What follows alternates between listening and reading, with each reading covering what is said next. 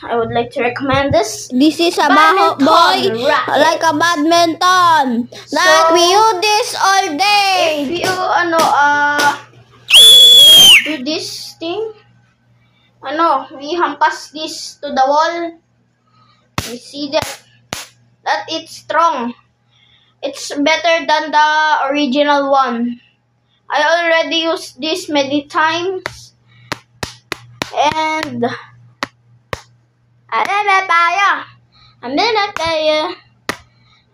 because I'm sorry that I want to recommend my face. It's a nice one. It's a fine day. Ouch.